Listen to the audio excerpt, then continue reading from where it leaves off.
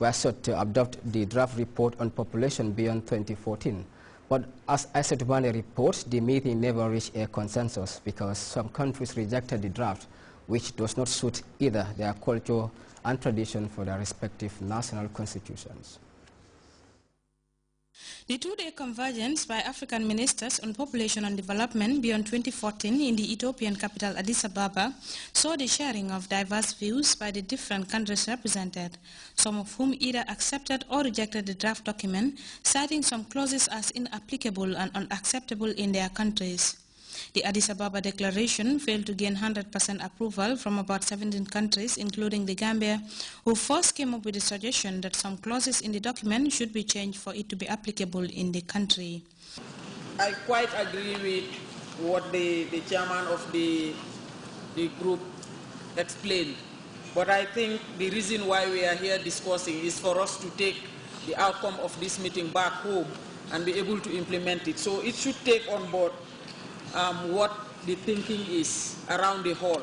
For me, what I think we should do is, just like you ended what you were explaining, I think it will be important for us not to stop at without distinction of any kind. I think we should also add, based on the constitution, the respective constitutions, culture and norms, so that people will either take it on board or drop it, based on whatever prevails in their countries.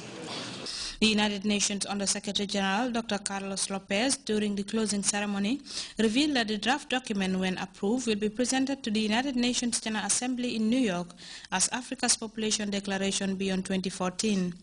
Dr. Carlos therefore called on the 52 participating nations to reach an agreement for the benefit of the continent. I would like to suggest that given the very long conversations and discussions that took place in the informal setting, that we go back to that spirit. And the spirit, I think, was very clear that the majority of the paragraphs, to not to say the bulk of the paragraphs were not contentious, except for these three, and that we probably could try to reach as much ground as possible to have language that will appease the discomfort that many have expressed, but most likely it was going to be a very daunting task to try to appease that discomfort completely. For the Vice President and Women's Affairs Minister, the declaration will to a large extent help the continent achieve its ICPD targets beyond 2015.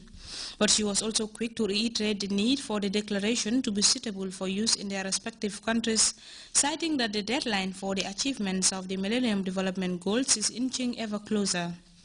Let us keep an open mind to objectively review the progress we have made in the implementation of the 1994 ICPD Program of Action in Africa, and also collectively map out how we are going to fast-track that process and progress of Africa to improve economic growth and sustainable development in the implementation of the ICPD beyond 2014. As individual member states, therefore, we have the sovereign right to express our individual positions. And as Africans, we have the collective responsibility to each shift grounds in the negotiation of our declaration of this regional conference on the review of the ICPD beyond 2014 to ensure that we find a common voice as Africans and as a continent in the interest of building a more prosperous and peaceful Africa for all.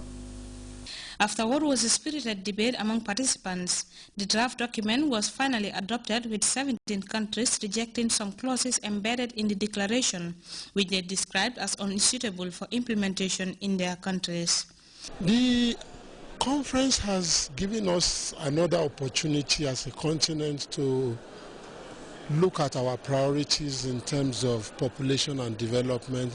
What are the issues that we need to help place our people in the center of our development? Clearly for me, a few issues have come up. First is that we need to ensure that every girl child goes to school up to secondary school level at the minimum. For us to be able to harness the potentialities that girls and women bring to our continent. The second is that Africa has a very youthful population, and that population means that if Africa will develop, we need to invest more in young people. So it is left for delegates to either compromise and present a unified front at the UN General Assembly or go divided and risk goals and targets set to be achieved by the year 2015 when the MDGs will be evaluated. For Grts News, I am Esitomane. Well, the lead for the ongoing ram sales at July 22nd Square should have been hundreds of people flocked to July 22nd Square this morning, following an announcement yesterday that the President, His Excellency Sheikh Professor Haji Dr. Yahya Jammeh, will be selling rams at giveaway prices. Buyers who are mainly from the Greater Banjul area had prices ranging from $4,000, $5,000 and $9,000 to choose from. We apologize for any inconvenience. With that, we'll go for our first break. We'll be back with news from outside the Gambia. Stay tuned.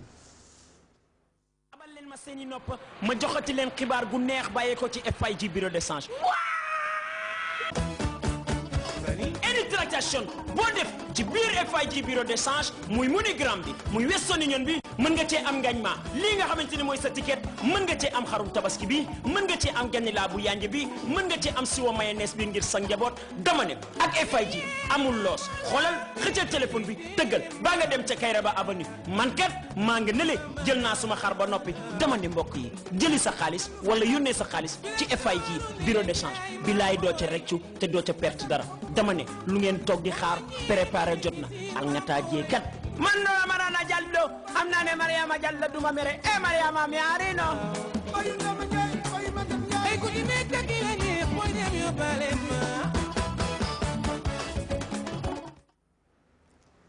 Welcome back. People in eastern India have started clearing up the damage from tropical cyclone Phailin. Tens of thousands of lives may have been saved by a massive evacuation plan but put into place before the storm hit.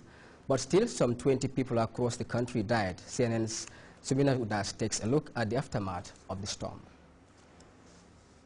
The popular beach resort of Puri, which is a holy site here, and thousands of people have actually returned. They're on the beachfront. They're watching the sunset. They are here to watch the ocean. Locals here say for the past 2 days, this entire beach was completely swept clear. But the vendors are back. They're trying to rebuild their lives. Earlier, we were at the largest slum in Bhubaneswar, which is the capital of Orissa, and people are again returning back from their shelters. They've been there for the past 2 days, but they're removing the trees that have fallen onto their homes. The water tanks are back, trying to deliver water to all the residents there. So really a sense of resilience here. People are trying to build their lives again, and of course an overwhelming sense of relief as well, because the damage is not as much as it could have been. So, Sumnima, you're seeing people return to their homes, but still 500,000 people are homeless after the storm swept through over the weekend. What is the government doing to try to help them?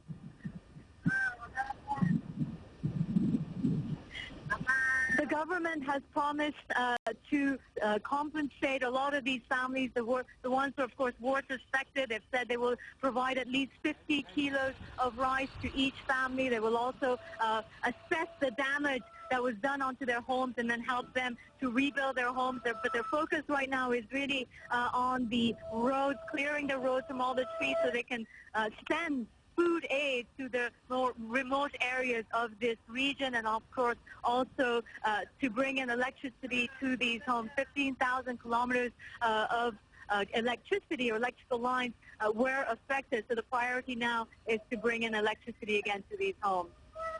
And we see all the debris in the roadways there, so trying to get to these areas and trying to get rescue materials obviously is such a challenge. Now, rescuers are being praised for mobilizing those massive evacuations early because the death toll could have been much higher. How huge of an effort was this to get people out of their homes before the storm arrived? Pauline, at least 3 days before the storm arrived, rescue workers here or authorities were really on the ground going door to door, telling people to leave their homes, to evacuate to higher ground, evacuating to normally shelters, government shelters and schools that have turned into shelters.